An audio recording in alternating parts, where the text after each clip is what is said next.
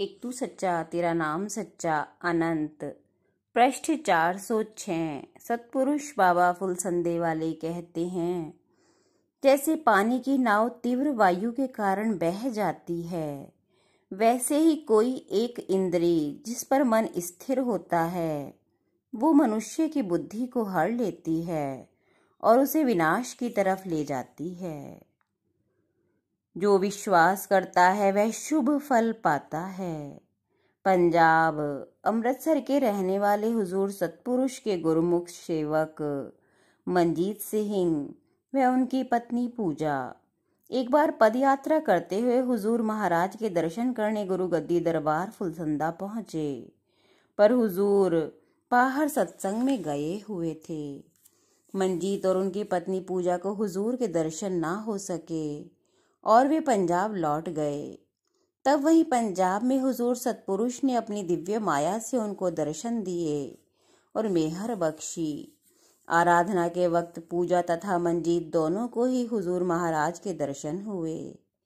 पूजा ने देखा कि एक तेज प्रकाश उनके निकट आया।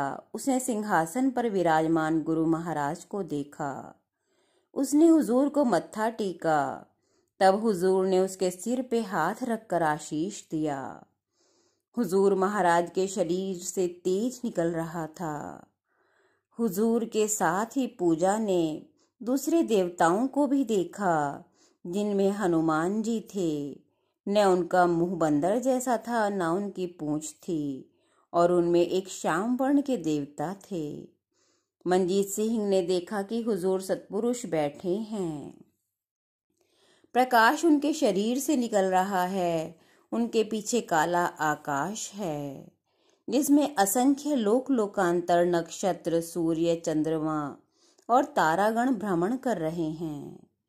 मंजीत सिंह हुजूर के चरणों पर गिर पड़े। हुजूर ने उसको उठाया। फिर उसने देखा कि हुजूर सतगुरु के शरीर में से तेज सफेद प्रकाश निकल रहा है। उनके हृदय में ज्योति प्रकट हुई, जिसमें ओम प्रकट हुआ।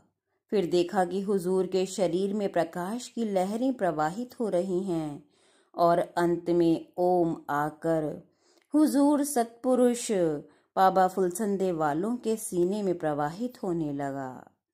उसने चतुर्भुजी के रूप में काली और गणेश जी को भी देखा, और ये भी देखा कि समुद्र मंथन हो रहा है तथा अलग अलग पंक्तियों में देवता और दैत्य बैठे हैं। देवताओं को अमृत और दैत्यों को मदिरा बांटी जा रही है। हुजूर महाराज बड़े बड़े देवताओं में विराजमान थे। वे शिव जी, विष्णु जी, ब्रह्मा जी के बीच में बैठे हुए थे। इस घटना को सुनकर कुछ लोगों को ऐसा भ्रम होना स्वाभाविक है कि हुजूर सतपुरुष तो इस युग में प्रकट हुए हैं और समुद्र मंथन बहुत पहले युग की बात है।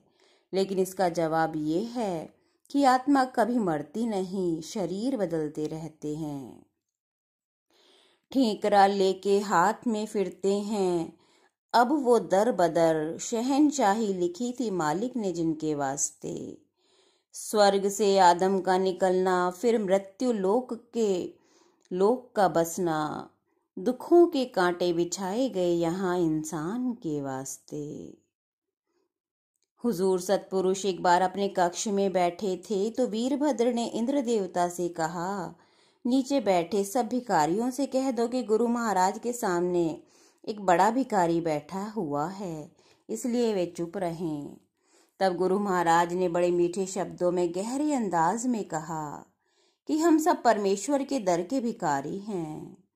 सतपुरुष ने कहा, अगर कोई जरूरतमंद हमारे पास आता है तो हमें कभी कोई चुभने वाली बात या दिल को चोट पहुंचाने वाली बात उसे नहीं कहनी चाहिए और उसकी जरूरत पूरी कर देनी चाहिए, क्योंकि कुदरत ने ही उसे हमारे पास भेजा है। और फिर कहा कि भिखारी वो ही बड़ा होता है जिसकी इच्छा छोटी होती है।